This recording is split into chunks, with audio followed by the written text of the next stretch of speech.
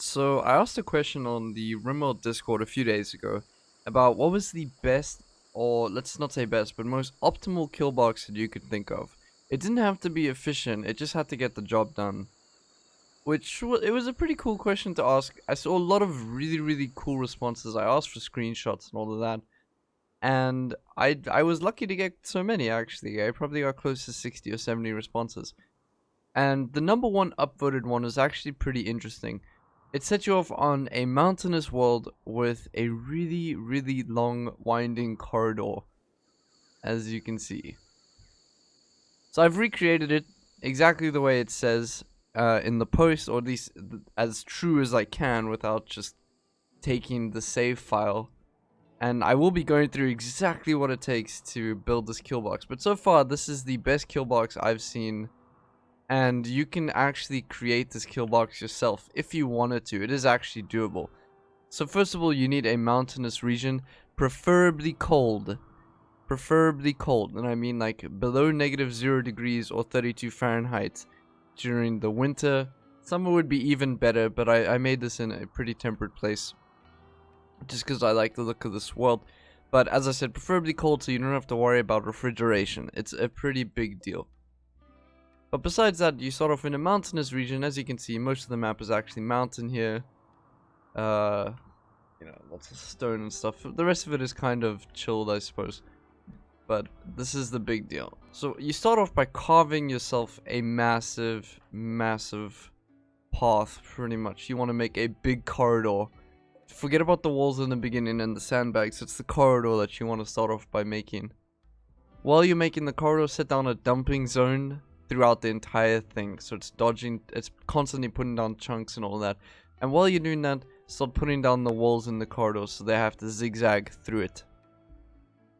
Now luckily for you, you don't actually have to do that. You see, if you make your path deep enough into the mountain, you can actually make a separate path that goes out of it, like so, right by your base. So this is what the base looks like. It has a ton of batteries and a leading area outside, which is actually one of those areas in a mountain where it's kind of like a cavern, like you discover it, and it has access to a non-roofed area, which is super important for this. As you can see, you can kind of see it over there in the middle of this little turret section. You can see where there is no roof, and you're so deep in a mountain, so it's kind of crazy, but you do find areas like that. So that's what you'll be digging your path out to look for until you find something like this. Just keep digging, keep digging. Pretty much, that is the crux of this entire thing. After that, everything kind of simplifies. So if you find this perfect area, and it is perfect, it is rare, but that's the whole point of this kill box. And as I said, kill boxes are very controversial. So this is one of those things where it is a limited edition kill box in a sense. So please just keep that in mind. Once you've found that area, you can start carving out your actual kill box, which is just as many turrets as possible shoved into a little area. See, these are plasteel turrets. There's 43 of them. In total, they use about 37,000 watts, I think. And that's another thing about it, you just gotta maintain your power usage. Yeah, it uses about 37 or 43,000 watts while the turrets are all activated. It drains like a motherfucker. You cannot maintain it for very long, unfortunately. But trust me when I say people melt.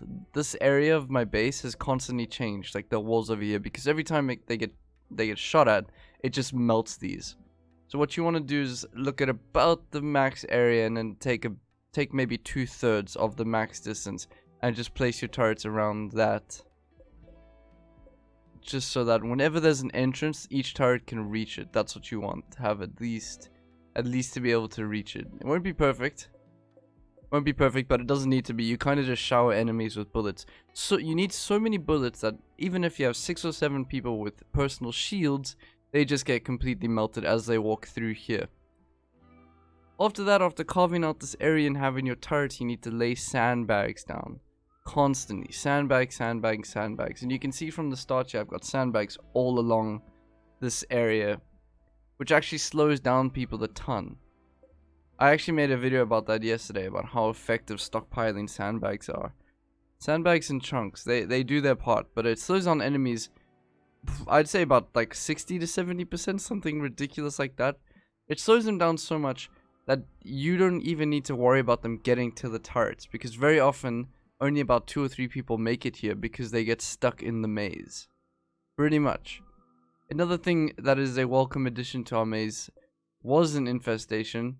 I've gotten rid of it, but there was an infestation at one time. As you can see, all these spelepedes. Is that how you say it? Spelepedes? Just chilling around here. It's actually kind of insane that what people had to go through. But as I said, they don't usually make it to the end. So once you have these sandbags, you can get to your main base. And that is over here. And as you can see, I have separated lots of things by power switches. I'll turn this one off to conserve power, but as you can see, we've got a full battery and 38 fire foam poppers around the base, and that's not counting the ones outside with more turrets and all of that. This is a very, very late game killbox, but as you can see, the way out is not for your colonists to go through this fucking hectic maze mess shit. It's just to take this little corridor through here, and then they can take auto doors out here. As many doors as possible just to deter enemies from attacking them. Usually in a massive raid, I've seen maybe 4 doors be taken out by 2 or 3 stragglers. But that is pretty much it. Generally, they will go straight here into the maze and start the massive journey to get through. And it's important you don't have any doors in this area at all, because if you do, they will just go straight here and just wreck you. I do have turrets set up here. This is completely not necessary though. Really, this is so not necessary, it's a joke. I've just put this down here so it doesn't interrupt me when I'm filming, because there will be a lot of time lapses. My computer lags way too much. My computer is pretty crappy when it comes to this kind of stuff. So yeah, I guess the only way I can show you is to actually have a raid. Unfortunately, when I do 8,000 point raids, my game actually bugs out because raiders step on each other too much around here, so they start teleporting around the map. It actually just gets obscene. So I'm going to do a few raids. You'll see that they're not even going to make it to the end. Maybe 1 or 2 will make it, but it is actually pretty ridiculous. So let's summon in a raid. Let's say 4,200 points. I'll say stage, then attack. Alright, so here's the raid. Unfortunately, when I summon in the raid, my PC just starts to freeze and lag and do all sorts of crazy stuff, which is actually a first for Rimworld. Like right now, it's just freezing constantly. I will time-lapse this out as we get later into the testing. I just want to restrict all the colonists to this area so that no one gets screwed by these people. This is incredibly effective. This is probably the most effective killbox I've seen so far that actually has a plan for power. Like, you can get enough power to do this. Unfortunately, you do have to spam fire foam poppers to kind of make it a realistic thing, which might use close to 60 components. So it is very, very late game. This is a late game scenario. Pretty much what you'll have to do is maybe have a base here for most of the game and then sort of migrate into the mountain, because I can't imagine doing this with 3 colonists. I did it with 5 and they're all enhanced, so just keep that in mind. Alright, so here they come. This is the raid. By the time they get here-ish, actually about here, they should all be out of food and rest. So they should start slowing down around here and starting to fall asleep. So a lot of them will start to fall asleep around there. Let me turn off the airlock. They should start to fall asleep around there. More of them fall asleep. And then only like 1 or 2 actually make it, which is really freaking interesting. So I'm going to turn the power on because I actually forgot about that. You know, the buzzing. Oh, cool. There we go. Also, this roof just happens to be perfectly placed for illuminated enemies.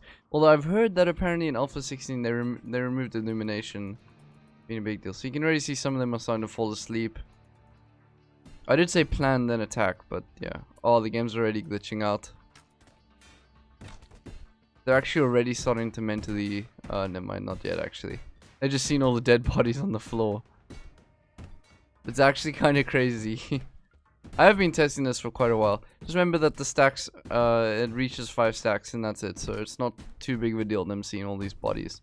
Rotting corpses stacks at it maxes out at 5 stacks I think, and bodies max out at 3. So this should be a least amount of combat possible, and that's what I've been messing around with for the past week or so. It's maximum amount of non-combat.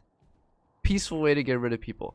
This killbox does have guns, but it's kind of in like a worst case scenario that the guns actually do get used. From what I've seen, raiders will actually give up. Raiders will give up around here. And then sort of just chill. They start to run out of food around now. Yeah, and you do need to fix this, but I generally just deconstruct this, and I just let my people run in and just fix everything really quickly. This is a super low maintenance maze. Surprisingly low maintenance. Okay, let's take a look. Okay, starving. Okay, so he's not in a good mood. Not in a good mood, which is awesome. Has malnutrition, he has no food and almost no rest, which is kind of cool. Yeah, he's fine. Okay, so some of them have different rest levels. Some of them did sleep like a little bit after they arrived. That guy had no rest, that guy had no rest. Starting to break on each other now, which is awesome. Very, very cool. You can hear they're just breaking walls now, but it's easily repairable. What are a few walls compared to a 5,000 point raid? Like, I was really happy to see that dude go. Yeah, some of them are in like surprisingly good moods because of their rivals dying. He's very tired and starving miner right now. It'll get worse, but that's negative 29 and that's negative 12. That's negative 41 to the mood. This guy is just okay. Oh, it's because of bloodlust. Yeah. But as you can see, getting over here is actually more of a challenge in itself than actually surviving the turrets. And luckily with mechanoids, you have so many turrets that it kind of just doesn't matter. But I'll still test it out because it is still interesting to me. But the turrets kind of melt mechanoids completely. Oh yeah, there we go. Tribespeople from the Black Desert Confederacy have given up and are leaving. So there'll probably be a few scragglers who come through here. But it's very interesting. It's very interesting seeing this kind of killbox in action. What happened to you, man? Oh, you just got the shit kicked out of you. And then as this happens, more dead bodies just get added to the pile, so the mood debuff just lasts for quite a while longer. This is when the game starts bugging out, by the way, when you have stuff like this and that. Where there's too many, okay, not tribalmen, but there's too many people on one tile. And it just kind of fucks everything a bit. Alright, this guy's gonna make it, I think. He's in an okay mood, I guess. Look at that, look at that. Negative 25 to exhausted, negative 36 from starving, negative 10 from observing rotting corpse, and negative 5 from observed corpse. That is from just going into this area. And then hot is because the world is hot. But as I said, I do recommend doing this on a colder planet. See what I mean? Like, he didn't even have brain destroyed. He wasn't even able to react to being shot. This is by far the most effective killbox I've seen. At least this is the most effective one I've ever made personally. And I do think it's a pretty crazy idea, especially if you still have an infection in the middle here. So now they made it all the way to the end. Suddenly they're fleeing. Now they have to make it all the way out. And the worst part is, by now most of them are close to mental break. I'll be surprised if I can find someone who's not in extreme break territory after spending so much time here and just seeing so much shit. Yeah, nobody. Oh, there we go. What is up with this guy? Oh, the bloodlust dude. It's the same fucking guy. Anyways, I'm gonna call in some mechanoids, clear out these guys, stuff like that, repair and everything. So I'll be right back. Alright, we're back. So I called in a mechanoid raid at about 5,800 points. As you can see, it's a lot of people. Or a lot of centipedes and scythers. My game is frozen again. I don't think it's happy. I don't think it's happy with the kill box. It cannot be happy. Something about this kill box just makes things freeze. I don't know why. I seriously don't know why. Alright, so it looks like the centipedes are actually going to be kind of clumped up together, which will make this a lot harder. But I'm pretty confident in this. It has handled it before. There's so many of these things. I keep forgetting to turn the switch back on. There's so many of these things that it's genuinely pretty okay. At least as far as I can tell. Slowly but surely they are coming through. If necessary. But I've positioned this like that so that they have to come into here to fire. Alright, never mind actually. They just went straight for it. Dumb human, silly human.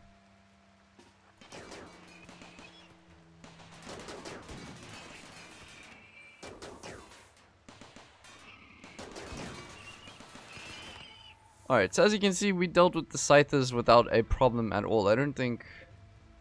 Did they even hit any of the turrets? No. No, they didn't hit anything. The only problem is that we lost quite a lot of damage to that. Okay. Oh.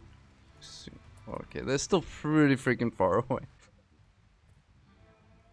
Just for the record, this is 5,200 or 5,800 point raid, which is pretty late game. This is pretty late game. You do get higher, but unfortunately the maze bugs out at higher. It's incredibly frustrating.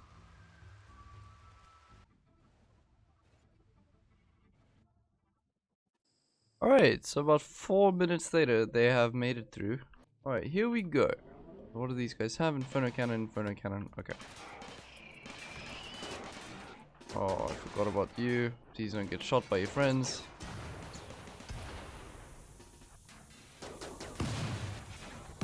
There we go. Don't worry, those are not the turrets exploding. Those are the fire foam poppers. As I said, you have to use quite a few. But luckily, these are all granites. They won't explode. I mean, not explode, but they won't burn. The fire foam poppers are there for zzz events. Alright, just remember that this is quite a few centipedes. And this is exactly what I was worried about, but it'll be fine.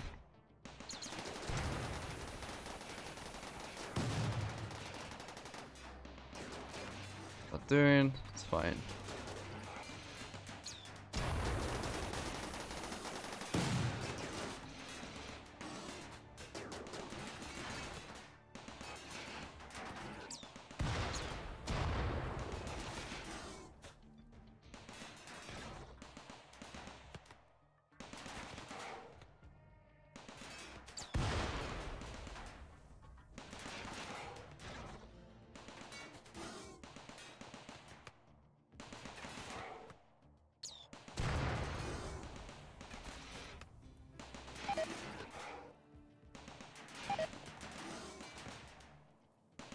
Hey there.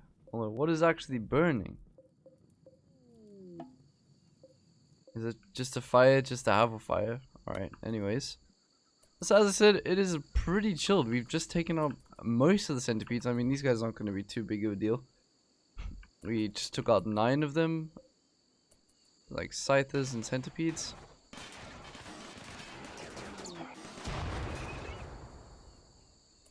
And did we even lose one turret? No. We lost the wall around one of the turrets. But we didn't lose a single turret in all this. As I said, this has to be the most effective kill box I've ever seen. That allows you to still access the outside world, obviously. Yes, you do need a bit of luck to find these cavern type things. But as I said, that is the sole reason that you would use this kind of thing. It's incredibly, incredibly cool. It's incredibly cool. And yes, fire foam poppers constantly. Fire foam poppers everywhere. Fire foam, fire foam, fire foam. So let's wait for these last two to hurry up here. They do have miniguns. Maybe they'll get a rogue shot and destroy a brain or something. I don't want to jinx myself.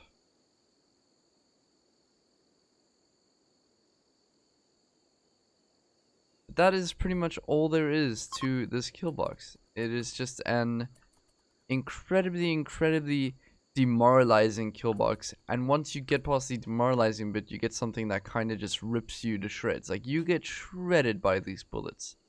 Absolutely shredded. Look at this pile of centipedes. And finally, the last one.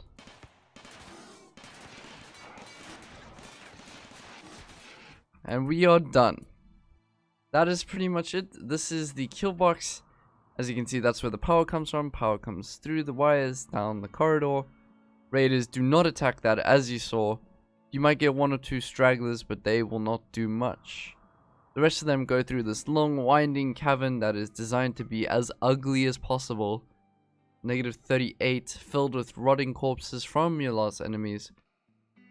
Until they get here, where they get completely ripped to shreds by their turrets. And you can live reasonably comfortable inside the mountain. Reasonably so. I'm no dwarf.